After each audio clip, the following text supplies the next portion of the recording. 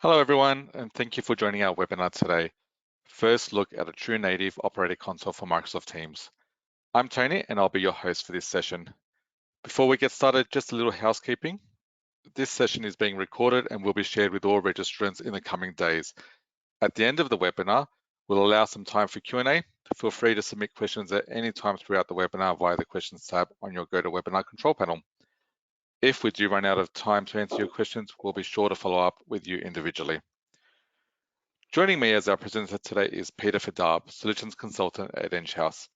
Peter has been a globally respected member of our Enghouse technical team for 18 years. He has a huge depth of contact center experience achieved in a variety of roles in both New Zealand and the UK, working as a support engineer, support engineering manager, professional services consultant, and pre-sales consultant. Today, I'm pleased to welcome him to share his deep knowledge on a true native Microsoft Teams operator console. Later during the Q&A, we are very fortunate to be joined by Anna Stokes, our Director of Global Product Management. For anyone on the webinar who doesn't know Enghouse, our name comes from Engineering House, and our Customer Experience Suite is the industry's most comprehensive offering. And what's increasingly important in today's market is choice and flexibility. And Enghouse contact centers and consoles are available in the cloud, on premises, or as hybrid deployments, which allow our customers to find the best fit for the organization's needs. With that, I think we're ready to begin, so I'll now hand you over to Peter. Thanks, Tony. So welcome all, and thanks for taking the time to come and join us today. So the first thing that I'm going to cover around the operators is giving a little bit more of a background around who operators are or what technologies that they use, and just bring some of the experience around things that, if you're certainly part of a procurement team or IT team, around some of the functions that you might need to go and query within your team. So we're going to start looking at what role the operator plays within the business. The type of skills that the operators realistically have within the business is that they represent the business. It's the best place, and they're often the first point of contact. So they're projecting, if you like, that forward sort of skill of being the first part to greet a customer coming into a business. Certainly new customers phoning the main number that might know not other departments where they need to go. So they need to sort of offer a high quality of care to callers as well. They need to process high volumes of calls. Their sort of ideal role is for the calls to come in, for them to find out quickly and efficiently who they need to go to, and find the home for that call. So in order to do that, they need to provide up-to-date information instantaneously around sort of staff availabilities. It can be quite stressful at receptions at sometimes, mainly because transferring calls isn't the only things that really happen. If you go and really talk to some of the operators and receptionists there's a lot of other things they manage for the business as well. So they do need to locate high demand staff members, so those people that are hard to pin down, hard to get hold of, or very busy, or they need to know who the alternatives. So when that person isn't available, who else should I go to in the business? So they do really understand the whole spider's web around the business of how the staff are interlinked and joined, and there's a lot of knowledge that tends to sit at that sort of reception level. However, if there's a change of role there, the software that you're using really needs to support that knowledge and increase that knowledge quite quickly and give more suggestive answers, and also present the information in a way that they can pick that sort of spider's web of the staff input, so that you can sort of train your operators up at minimal there. They'll get to know people more and more, but the more information they have at their fingertips, the better that they can achieve that role.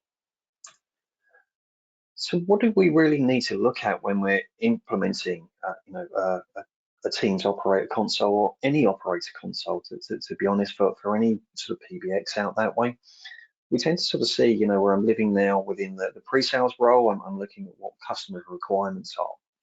And quite often we see these coming in as the core requirements for operator consoles. Something that's easy to transfer, getting those calls pushed through, having the visibility of staff availability, so I can quickly determine if someone's available, not available, or route a call through to somebody else in the business. Visibility of how much traffic is coming into the operator calls. Are the calls waiting? Those are the common requirements that we see, but if you believe that that's the only requirements that you have within reception, then hopefully the next few slides are going to open your eyes a little bit to why, if you're part of a project team acquiring software, or part of the IT team perhaps looking at software on their behalf, why it's key to bring those users into the conversation, because there's sometimes a little bit more to it than what people first realise. Often sort of, when you're doing a procurement, you're looking for those things of, can I see how many calls are in a queue? Can I see who I'm talking to? Do I get the presence of the people around there? Is it easy for me to transfer? These things can look very easy within a demonstration. It's only when we really start talking to sort of the actual user groups within there that we start to discover a little bit more of what's happening. So we're going to run through a couple of scenarios around reception and how they can work. So if I was looking that we have a main office front door coming into 2 receptionists that are here, and obviously they're going to be going through to the office once they've gone through to the desks.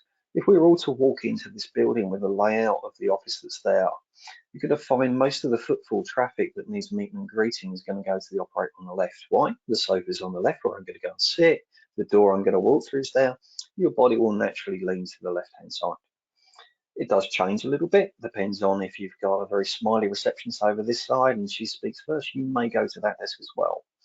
But primarily in this sort of environment, what's going to happen is you're going to get the walking traffic coming to this desk and a minimal amount coming to this side just from the layout of the office.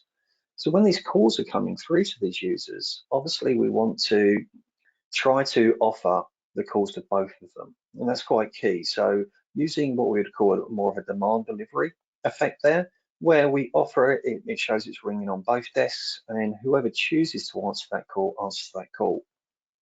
And that can be quite key because quite often people say, I'm just going to share the load between the two.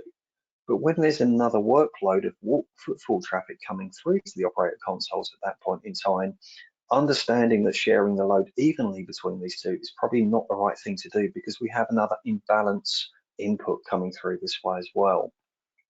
So in this scenario, which is more of a small to medium business where you may have a couple of receptions there, it might be quite key for you to understand that as a process and make sure that the way the calls are delivered can achieve the result that you want. And that will be quite different within the enterprise, which we'll look at shortly. The other things that might pop up as a question is obviously we've got a couple of users that are here. And if we're dealing with walk-in traffic and phones are ringing at the same time, what happens at lunchtime when one of these operators pops away? Normally within the scenario, somebody comes in to cover. So that cover may happen in a couple of ways. That person may come through from the back office and sit down at this position to replace that person. Or alternatively, in the back office, they might just open up the console software and take the phone calls, leaving this person to do the front of the house when this operates away. So the way that the software is sold can be quite key as well. So there's things around there like named licenses, where licenses are tied to the physical user name within there. So I need one for this operator, one for this operator, and another one for that person in the back office. But quite traditionally, there isn't just one person in the back office that covers. There's usually a pool of people. So there might be 4 or 5 or 6. So you might be up as far as 8 or 9 licenses really when you're only using 2 concurrently. So it is quite key to start looking at the software. Is it tied to a physical machine?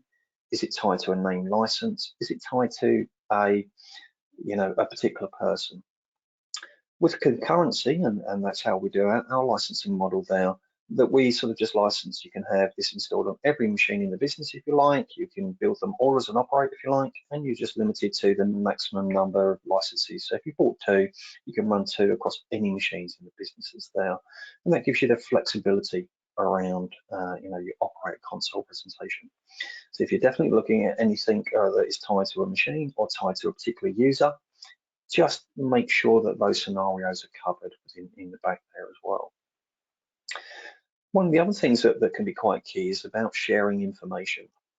Obviously, these users might have access to a directory that comes from your Azure AD or from your AD within there, but quite often operators will add in more custom numbers, things like lunch numbers, taxi numbers, for example, within there, or other third parties that they need to reach out to on certain occasions.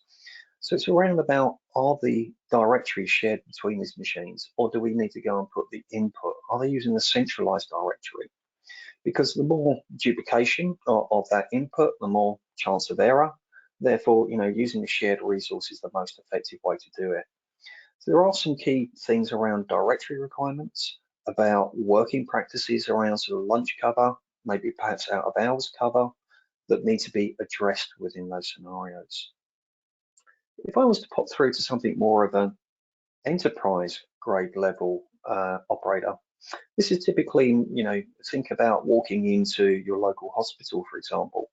You always have some receptionists sitting at the front desk to do the meet and greet traffic that's there. But normally somewhere stashed away in a back room, there's maybe 3, 4, 5, 6, 7, 8 operators sitting around there that are doing the majority of the calls. So most of the call handling is actually being done within this environment. But just because of peaks and troughs within the business, things like lunch cover that's there, we want these two people to support. So we might use a concept here of longest waiting to share the calls evenly amongst here, but we might be able to just also, if there's any calls waiting, notify here on that demand delivery to say, hey, there's a call waiting here. If you haven't got any walk-ins, could you support and take a call? So it makes it a little bit more flexible, being able to mix and match share the calls against the dedicated team, but also have some elective users as well in that group. So certainly around sort of the enterprise level that's here, you may not have that lunch cover scenario that we had in small to medium business because your pool is that little bit bigger.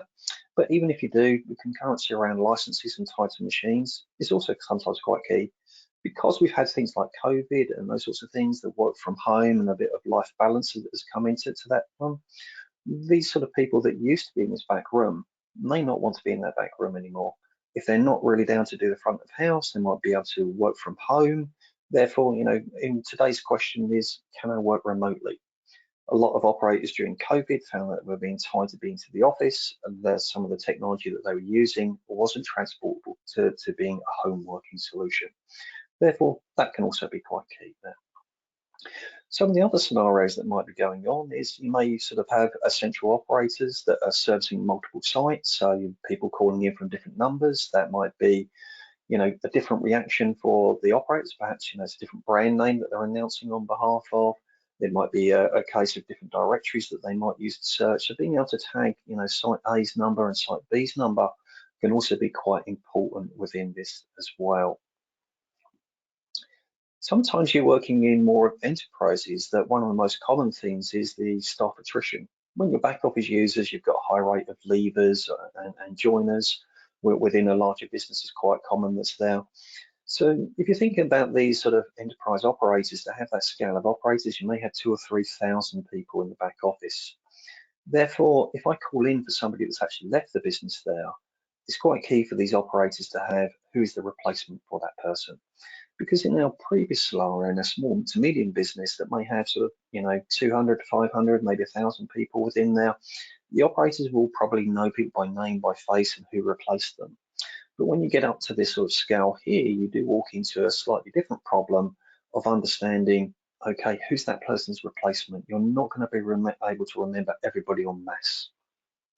Therefore, having a flexible directory at this level is also quite key to understand, if somebody left, when did they leave, who replaced them?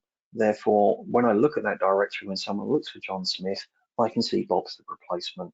And having some customization and flexibility and being able to perhaps take the AD load of data to say these are our current employees, but when somebody leaves, being able to push them into our customized directory that is also searchable at the same time to say, this is somebody that's left, this is their replacement, this is perhaps their date of leaving, so that you can manage that leaver process as well. So again, as we can start to see just even in some of the highlights that I'm giving you there, that there is some key requirements of understanding how things work in this environment that lead a little bit deeper than those first three initial requirements that most people focus on. And the best people to ask about what are the complexities in the environment are the user group that's there. Therefore, bringing them to the table during any of the procurement cycles that you have there would be a key one, and getting their buy-in as well. I'll give an example of my many years experience, as Tony alluded to. I've been in every facet of deploying, supporting software that you could imagine within the sort of 18 years and even longer, outside of Enghouse, I've been deploying this type of technology.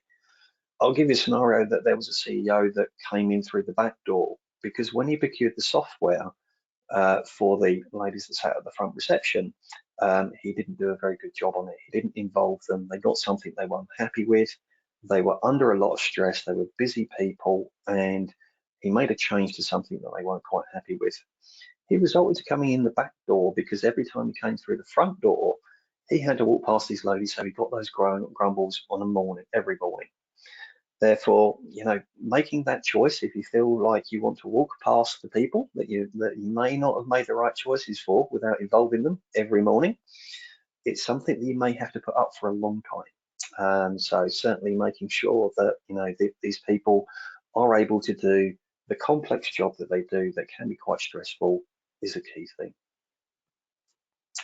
Some of the other considerations that we have around reception as well is not just about the sort of the telephone calls, transferring them and access to the directory.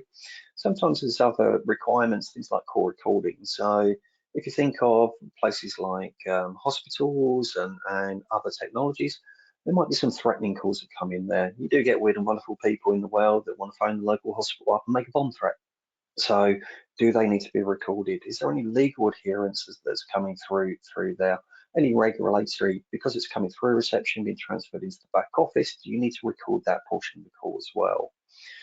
Also, when you're doing that enterprise environment, using something like call recording, you might be doing some staff training around there, giving samples of how calls are greeted, different questions that are asked to reception, because it's not always about answering the call. Sometimes receptionists can be a font of knowledge as well. They could be that whole FAQ for all those frequently asked questions that are there. So sometimes recording those calls to hear the different types of questions, giving those different scenarios on how to handle perhaps a problem and an angry customer, those sorts of things. If we're employing someone that's new to a role like that, getting some of that etiquette and the way to defuse the conversations, operators are very experienced about those as well. Also, there is the reporting around operator consoles of, how many calls come in, how long does it take people to answer them, and to disperse those around the business.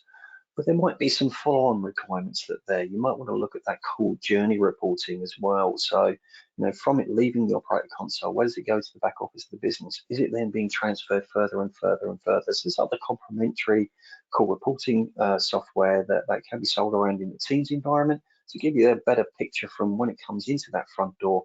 Does it start hopping around? Are we one of those businesses where we repeatedly transfer people around the business? And we will understand, we've experienced that ourselves, that that's not something we need. That hopefully, we get that from reception to that one point, and hopefully that department can handle our inquiry. So there might be some other things that come up during that cycle as well. I can't stress enough the directory requirements. The information that operators use is key. It's what they use to do the core around it, and a lot of the time we default through to getting that input from Active Directory because that's what we use as IT systems within the businesses there. But sometimes there are other requirements to maybe latch onto a HR system that's there. Why? Because the HR might be putting in other data around the staff, people that work part-time, for example, what their working hours are, whether they're on holidays. We might be looking at a requirement where the Active Directory does not have sufficient information. Now, we can have a custom directory where they can enter information into there, but there might be another source of information within the company, something like a HR platform, but we might choose to do something like an ODBC connection to that to pull data out of that because it is a better source of data there. So understanding what the needs are, and when we look at the demonstration part there, I'll try and cover in some of those additional needs that might be there and why some of the extra fields outside of AD might be a thing to consider to have a consolidated directory. But it's certainly, one of those focuses, if you are going to ask something, directory requirements is definitely something I can't stress enough for you. Some of the other needs that are around there is typically, receptionists might have said, okay, we're the main number and, we answer all calls coming into the business. Is that the best thing that they need to do just because you've done something like that forever? There might be a requirement to put in what people refer to as an auto attendant or an IVR. Press 1 for this department, press 2 for that department, or hold for an operator. So if we speak to the operators around the design of the system that's there, if we find that 30% of the calls are going through to the sales department, 20% want to go to the service department, then at that point, by putting a simple menu in, press 1 for this, press 2 for that, we can take some of the pressure away from the operators that are there. And that doesn't mean that the operators will be sitting around doing anything. Trust me, they are the ladies normally within the business where if there's a job task to be done, it will get pushed through to reception. They can't get enough time in the day. So certainly within that environment, considering just because you've always had all of your calls answered at reception, can we start making that a little bit more effective? Can we take some of the pressure off and having a little bit of a redesign? Maybe something to think about during the project cycle as well. So when we're looking at the limitations of Teams, we try to be sort of upfront and honest around the software that's there. Having worked on many things other than the Microsoft stack, so although I worked on Skype for Business for many, many years, I've worked on things like Avayas, I've worked on things like Cisco's, NEC's, you name it, I've probably been working on it at some point during my career.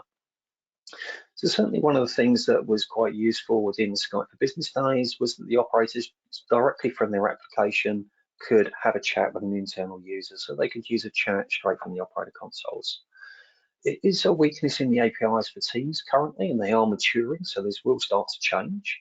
But the client-side APIs, there are some, but they are a cost per use basis, so it's not really market attractive. It would be quite a cost to build that type of functionality in currently, and obviously we're discussing it with Microsoft. But the ability to chat to the back office, you can do it from the Teams client. The operator can flick through to the Teams client and just chat to a back office user there.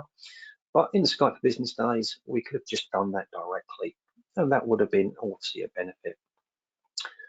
Obviously, the redirecting calls direct to voicemail. So quite often, if somebody is away, perhaps you might want to say, "I'm not going to transfer it through to that person. I don't want it to ring. I just want to push it straight into their mailbox." Again, this was available on some of the other PBXs and also around on the Skype for Business days that's there. Currently, you have to ring the person and let it follow the call forward to voicemail. It's just a limitation around the APIs. We don't have that bypass to put it into the Office 365 mailbox that's there. We also don't allow or can't allow users or operators to manage people's presence, for example, or then would have been in other PBXs to manage their mailboxes or the mailbox profiles or the call forwarding. So sometimes the operators would have said, "Oh, I know Joe's out today. I can right click on Joe and put him as being away or out the office, or perhaps put a note in there." There may be some requirements that people do that within the business. There may be some compromises moving into the Teams world that's there, but we're just trying to highlight for you what the common ones are. So there are things to sort of say, what is the impact if we do make this change? What's the impact on that business case? And some of the operators there, they might be accepting around those challenges. It may cause a problem for others. So it's just a little bit of transparency there of things that you can ask them. Are you doing this? And how important is that as a use case? Is it a nice to have, or is it one of those must have requirements? As I said, the APIs will be maturing from Microsoft, and we'll bring them to market as soon as we can do these type of features, but just things for you to spot check if you're talking to the user group that's there. So what are the methods of us integration to Teams? So quite traditionally, if you've seen other webinars that we've been hosting, we've been talking quite a lot about a SIP integration. But for those that haven't seen that, SIP integration is when you connect your outside lines to a device called an SBC. It's like a bit of a firewall and a routing device, if you like. And basically, your outside lines connect to this device, which allows you to send calls up to your Teams environment. So you can bring your own telephony. So if you have your lines and minutes with any SIP provider out there, it doesn't have to be Microsoft. It can be bring your own lines into the Microsoft environment. So the way that's been working for a little bit is your calls would come in from the outside world. If we want to send them to a contact center or to an operator, for example, we would get them to hit the SBC, and they'd be sent across to this server here where we would queue them. We would play all of those. "Thank you for calling Enghouse. Your call's important to us. Please wait for the next available operator." We'd be using the Teams Presence APIs to look at who's busy or not busy within that environment. And when we find the right person, or if the operator's in that request mode, when they say, I want that call, we would then make the call leg across here into Teams to basically make the Teams call. So there's a couple of things in this environment that people are looking at and saying, can we do things like that? Obviously, we want to do everything up in the Teams cloud, but there was a period of time where these APIs were still evolving here. So this was the only mechanism that we could put into play. There's nothing wrong with this mechanism. We're still selling it today. It comes down to choice. But it does require the SBC, and it's normally sort of a private device, or it can be done as part of a service for you. But there is a little overhead around sort of having that within the solution. The other type of thing that you'll be looking at as well is that you do have to bring your own character. Because the Microsoft network, Microsoft telephone numbers come in directly in at this level, there was no way to control them if they came directly into the cloud. So if you were looking at using Microsoft call plans, for example, it did exclude that as a choice to using third-party solutions. It would have affected your contact centers and your operator consoles. But that sort of limited, with Microsoft not having the API set to do it directly here, when the numbers come in directly here, we couldn't push them out into that solution. So it was a bit limiting. The native calling API is what we're really doing is we're dropping that SBC out in the middle. And what we're really doing now is working 100% within the Teams cloud. And this isn't referred to as native by most people, but the words that you're really key in looking for, because native can be badly used by a lot of people, is it uses the calling API. And the way the calling API works is we place a call in, we create a user, almost sort of what they would call a Mizuki bot, which is, think of it as a dummy user. It'd have a SIP address and a telephone number, and it's basically a virtual user. And when the call comes in and hits that virtual user, what it really does is place it into a Teams meeting. We're getting information being sent to us about that call being placed into a conference. So we can now start streaming announcements in to say, thank you for calling Enghouse. Please hold for the next available operator. So it's all being kept within the Teams meeting that's here. Obviously, we're going to be using the presence APIs to understand what operators are available within there. And we're then going to invite that operator into that meeting. This system will go silent just to leave the caller and the operator discussing. When the operator wants to transfer, they'll just invite somebody else into that meeting bridge. So we'll work more commonly to the Teams meetings that we're all joining on a daily basis now, where you could just invite somebody. So it's using that type of technology in the background there.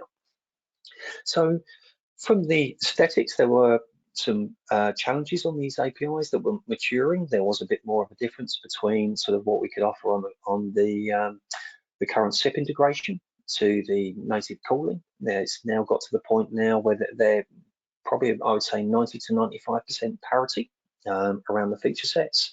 So this is really where the future is heading to. Doesn't mean that you have to completely throw this in the bin and move to it. It just means that when you're going to, if you're existingly using this system, going to upgrade is a consideration whether you want to move to the next model at your next point of change. So there will be no big sort of, you have to move. It will be a transition, but it's just understanding that this will be the future because it's really the utopia of how to work within that Teams environment. So I'm going to hand you over to Tony in a second just to do a poll. And what we're really asking for is a little bit of feedback just to see who's joining the webinar, where you're at, maybe some support we may be able to give you. If you're a little bit new, we might reach out to you just to see if you want any help or further guidance. Obviously, having a two-way dialogue is always better than sort of just watching the webinar. So what we're really looking for is, do you have sort of option number one or more operators, and are you planning to move to Teams? So if you're not at Teams yet, you might be using something else, but you have receptionists and operators, and you're sort of in the market to look for something. Option number two is, are you using just the standard Teams desktop client, so the one that you'd normally use as a back office user at your main reception? So are you just using that? Do you feel that meets your needs, or are you in the market to look for something else? We could obviously sort of have a discussion around that. But do you find that you're able to use that Microsoft Desktop at reception? If you're being successful at that, that would be some interesting information for us. The third one is using the Microsoft Teams with a third-party operator. So if you're using another vendor other than Enghouse, feel free to tell us that. It just gives us a little bit of feedback around there. And if you're already using the Enghouse Operator Console with Teams, you might be using the SIP integration or our older hard client versus the newer web client we're about to see, then just let us know that you're an existing customer as well. So I'm going to get Tony to open that poll up. So if you wouldn't mind just taking the time there, it just gives us a little bit more information on who we target and what information we target at future webinars so we can make it more beneficial for yourself. Thanks, Peter. We've just launched the poll, so we'll just take a few seconds to capture a few responses, and then we'll share the results shortly. No problem. Thanks, Tony. So hopefully everyone's finding the information beneficial today, and hopefully I know there's a couple of existing Operator Consoles users that I know join the call today. So hopefully you can see that I do tell the IT teams to come and talk to you. So we do know how important that is.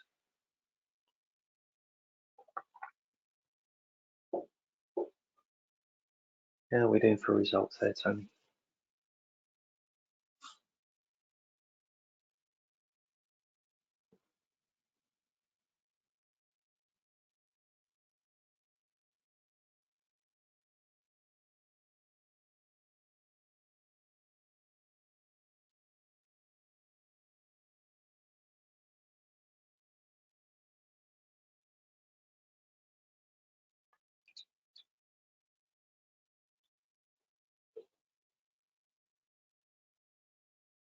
Tony, you're muted. Apologies, everyone. So you can see the results on screen. Pretty even spread. 35% use Operator's Enghouse Console and Microsoft Teams. 29% have one or more operators and plan to move to Teams. 29% use Teams with a third-party operator application, and only 6% use the Teams desktop application at reception. Peter, is that what you're expecting to see? Yeah, I'm sort of the very lower amount I was expecting to be into this area here, because although the Teams client is a very good application for your back office users and those sorts of things, it does sort of show that it's you know, what other staff are using around the back office really doesn't sort of suit reception unless you have a very simple requirement. You'll certainly probably be in the small to medium business one, if I'm guessing right. Because realistically, when you're getting more into sort of a larger volume and you're getting to obviously, you know, enterprise grade level, the requirements stack up to have and they expand outside that. Mainly the directory is probably the first sort of roof ceiling that you'll jump to, where you need that extra information and extra supportability within there. But the amount of people looking for operator consoles on Teams is not surprising. Obviously, when Skype for Business came out, and we had a lot of people moving to the, you know, from other PBXs onto the Microsoft stack that was there. One of the main things that people went looking for first was the operator consoles, because a lot of the time they were leaving the contact center to say, at this point, we'll leave that alone. We'll leave it as it is. We want to get the back office done. We want to get the operators on, and then we'll consider moving the contact center over later. So it is one of those, if people are starting to move to Teams, it's one of those sort of first needs that they have. So sort of that result for our wanting to move to Teams with an operator console need isn't a surprising one. Thanks, Peter. Okay. Cheers, guys, and thanks for the feedback. That was lovely. So we're going to step into looking a little bit around a demonstration at the moment of what we're looking around about these Teams clients, and we will be getting some questions shortly. So if you are putting questions into the format, there is a section at the end for questions. But if you haven't asked any yet within there, feel free to tap them in. We will be, unless there's anything pertinent at the subject that I may have missed or might have gone off topic for, Anna will keep me honest around that one, but Anna will be answering the questions at the end, and I'll be chipping in as well. So I'm just going to drop out the presentation and move on to the demonstration system within now.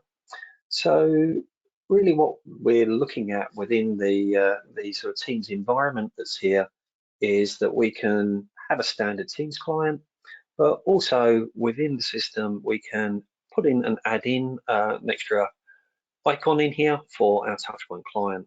And this is where we can load the Operator Console. And if I was to sign out of the Operator Console within here, we can see that we can simply sign in from almost, it's like a web sign-in, and we can use, if we wanted, a password to sign in and sign in. This will bring up the operator frame within inside the Teams environment, so it can be nested inside Teams. If the operators have the preference to have it inside Teams, 100% you can run it from within that window. But as I said, the requirements sometimes differ. So the actual sort of web application that we're looking at actually can be run from a web page as well. So we can see within here, I can sign in as well. We can also, if we wanted to, give it operators other sign-in options rather than use sort of username password. We can also sign in with things like an identity server. So you might want to sign in with MFA, for example, if you're going to use multi-factor authentication.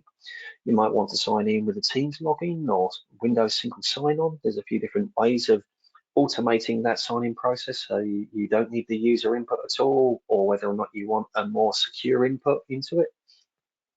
But basically, the application will look the same from both perspectives. So we can have it running in a web browser, and we can have it running inside the Teams client. It's your choice around that. There's no cost implications to that.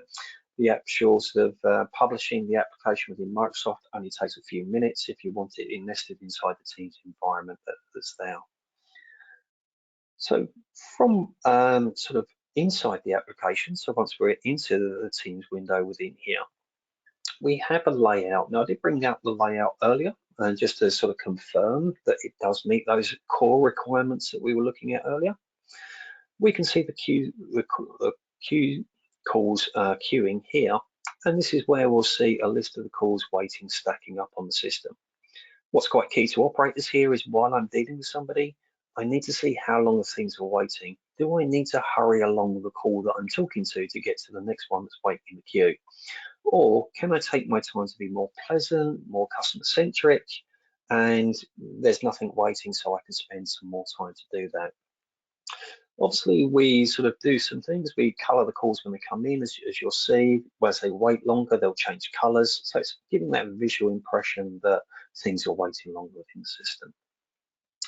Obviously, we need to know who we're dealing with. So we always keep a line up here where we'll see who we're actually talking to. And that really keeps us in track of the party that we're talking to at the moment. But then we need access to that directory. We need that information, if you like, about who we're going to transfer through to. And we really sort of, as an operator, do it efficiently. We want to be able to gaze our eyes around the screen, see what's waiting, who I'm talking to, and who I'm potentially transferring for a call through to. And also over this side, who I might have transferred things through to, and they may come back to hit me. So I can keep an eye to see if the calls are actually getting through at the other end as well. So having that in one layout is quite key, and that's really what makes it more effective and makes it a little bit more intuitive to use. So with access into the directory that's there, I could just be sorting the directory.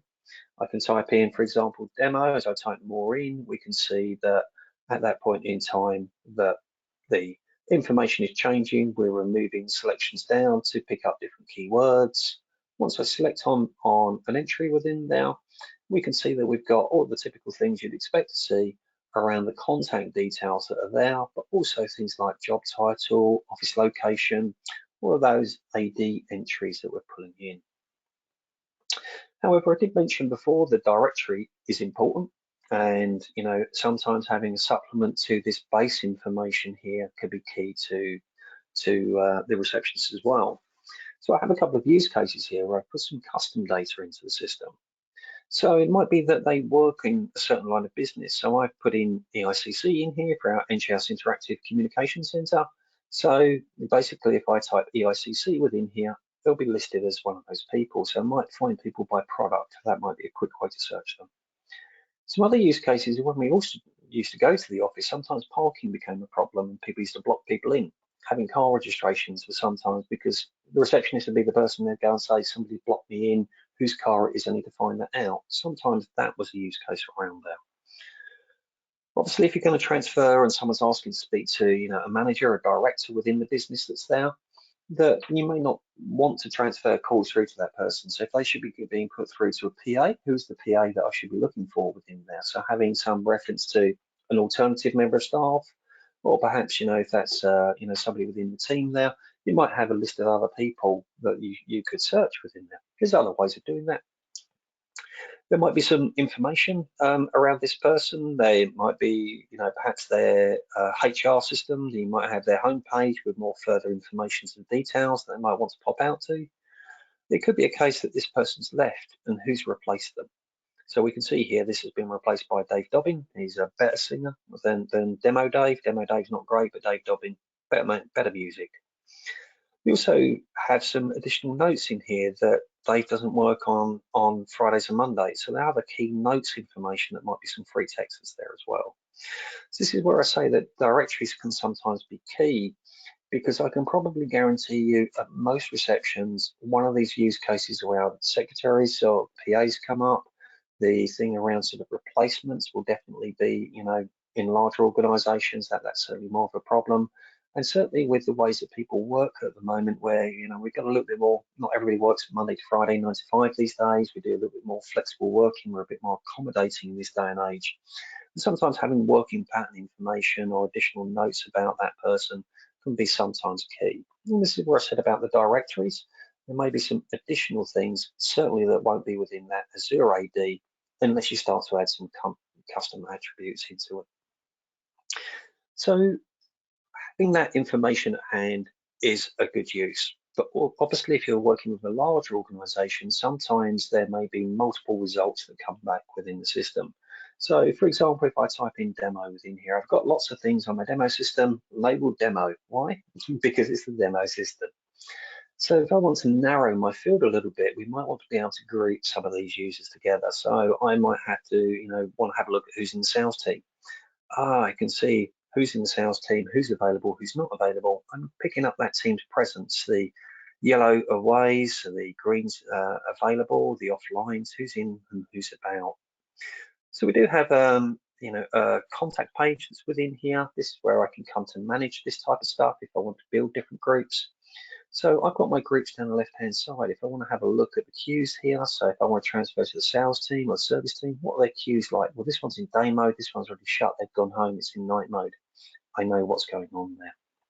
If I want the team individually, so if I'm going to go and pick the user, I could have those people put under a particular grouping and team within there. And obviously, this is reflected over here into my quicker drop-downs.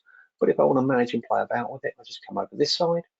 Obviously, I can see all the information that's here, but maybe I want to be able to edit some of that information. Obviously, if we're pulling things from AD, we possibly won't be able to edit that information because you don't want it written back to your AD, if you like, within there. It's just a local custom pull.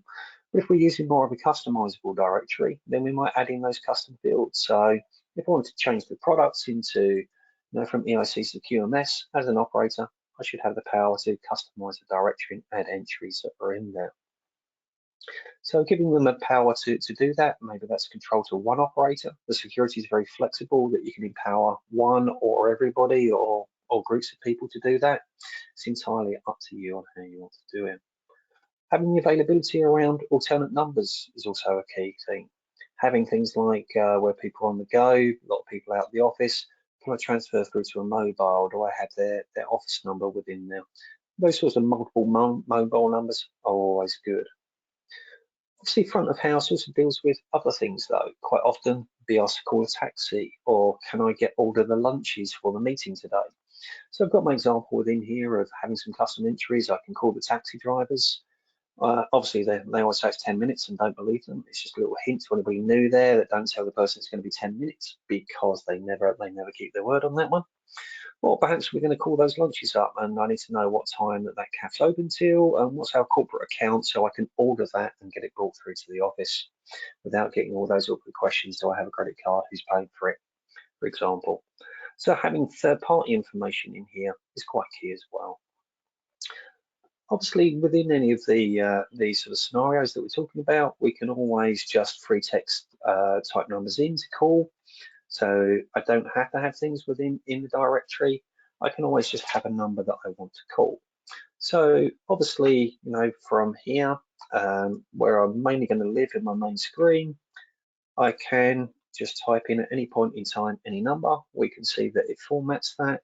If I click on it, it gives me the option to call, so I can call any ad hoc number. It's not all about directory. Directory is about the majority of your workload, but if you just want to call something, you can call any number that you want to.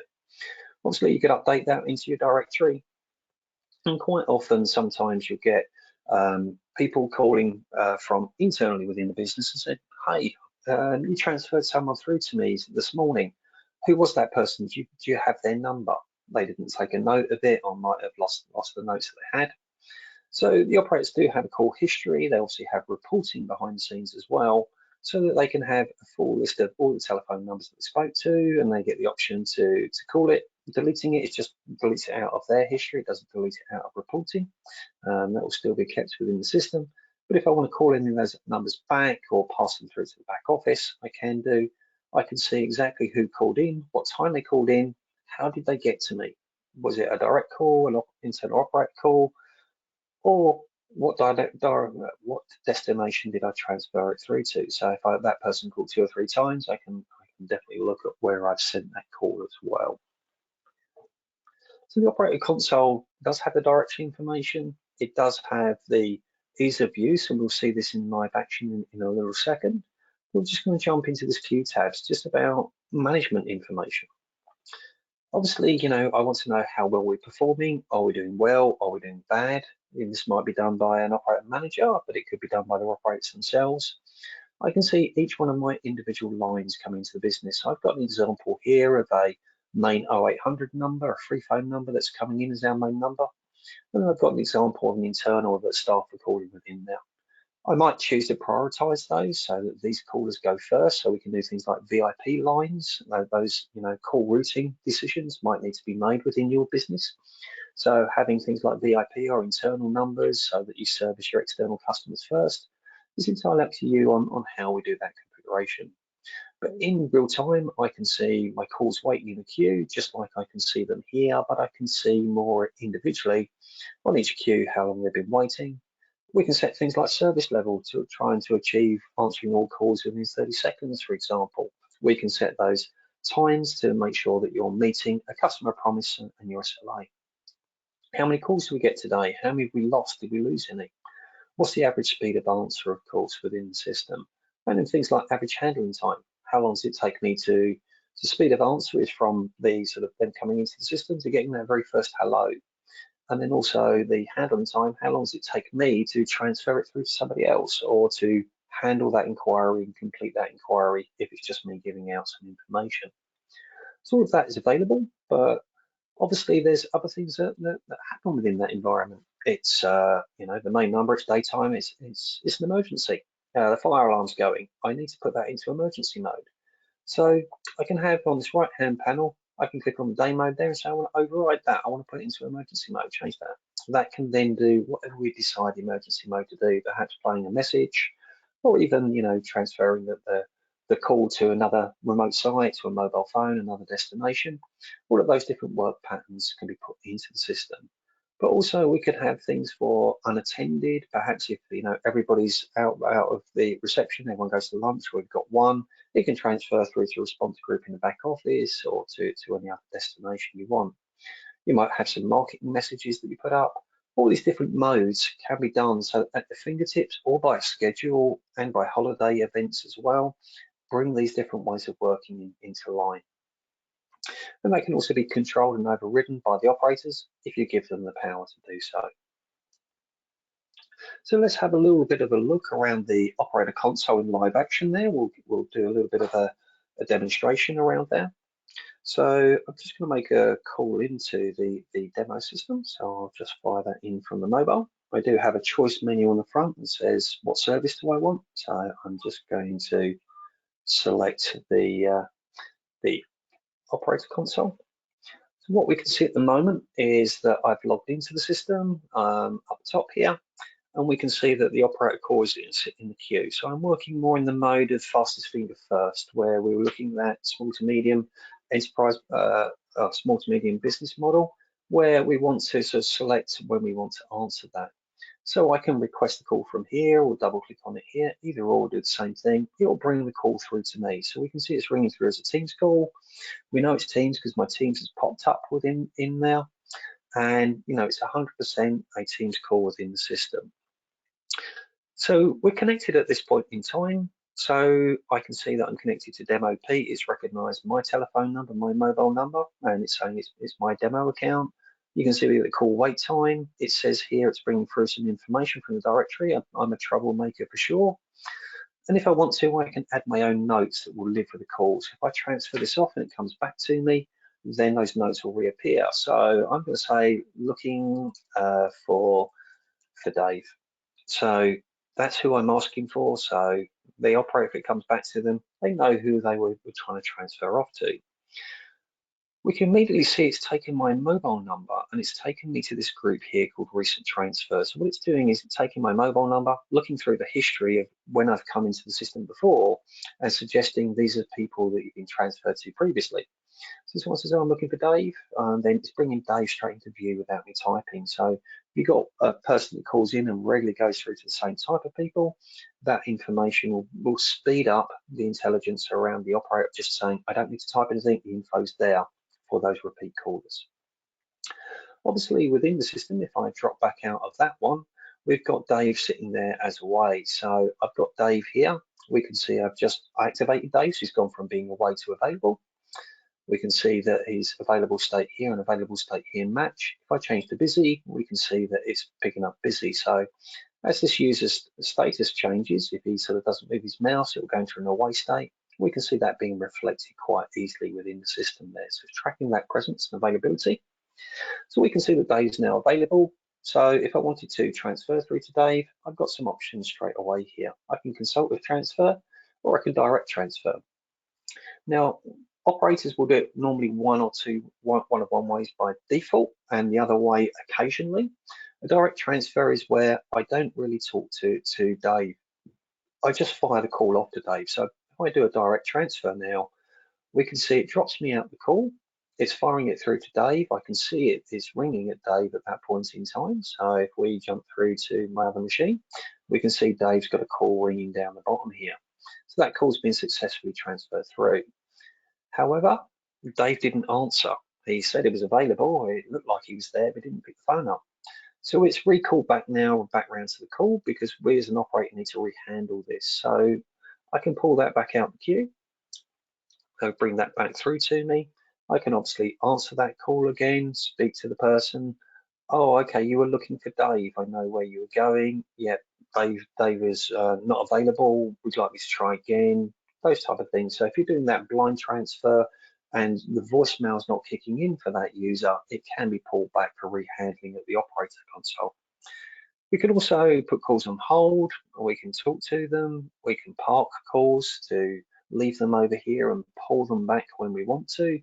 So there's all the different sort of functions that an operator would like to have within that environment. We can also do things like consultative transfers where you want to talk to the person at the other end. So if I flip through to Dave's machine on this side, over here and hit answer, we can see that Dave is now connected within Teams. We've got the Teams call there. So the operator's now got a few things. I'm talking to Dave, Pete's still on hold, the original caller. I want to swap between the parties, so it swaps them around. So now I'm talking to the original caller here, and I can swap back if I want to. So if I need to go backwards and forwards to ask information between the different parties, maybe Dave's a bit anxious about taking the call, then I can do. Once he's happy, I just complete the call, and the call goes through. And if we take a look at the Dave's PC over here, we can see that he's now still talking to my mobile number. So all good there. And we can just leave that conversation and drop through. So the Operator console is quite fluid, it's quite easy to use.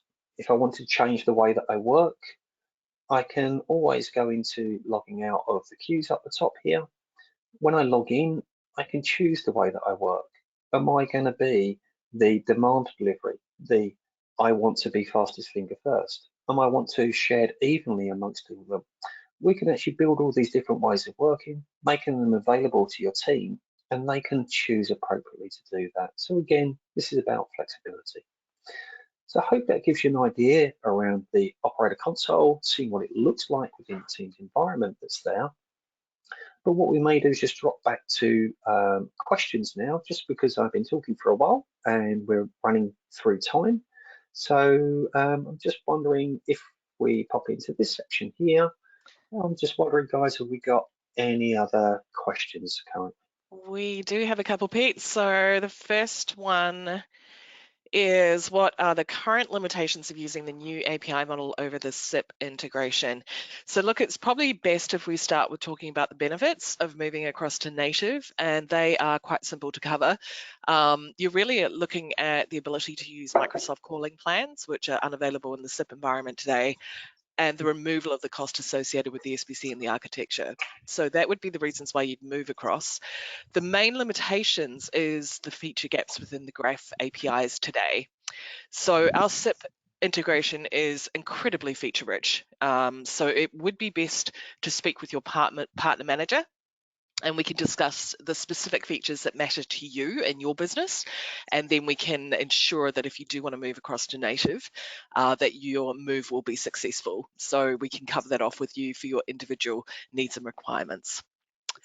The other question that came through, is it possible with the current Teams API to show team status reasons such as on leave or due back at X? So yes, the Presence API gets the user's status message. Now that's the message that the user manually enters into their Teams client under set status message. But the version of Presence that we're using, the 1.0 GR version that's out at the moment, doesn't get the Outlook out of Office message. It is in our beta version at the moment, but it's not available in GR. So we'll make that available to you as soon as it goes GR. Yeah, so just to clarify that for everybody, Anna, I've just got it up on screen. So what we're really saying there is we can track these different statuses here. However, if you were to use an out of office message, or if you were to utilize these sort of status messages that you can use in Teams, they used to be pulled through on Skype for Business, but they're currently not being pulled through on Teams. So if I was to update that I was out the office, for example, out of office, and put dates in here so that they know when I'm going to be back. So if I'm going away on holiday at that point, sometimes this information is useful to the operators, and it used to be available on Skype. And those are all the questions we've got in today. So thank you, Pete, and over to you, Tony. Thanks, Anna, and thanks, Peter, for a great presentation today. And thank you, everyone, for taking the time to join. We hope you found the webinar beneficial. If you do have any questions, feel free to reach out at any time. We've got the contact details on screen right now. This session has been recorded, so look out for an email with the link to the on-demand recording, plus a copy of the slides. So to all of you, have a great day, and we'll look forward to seeing you again soon. Thank you. Thanks, all.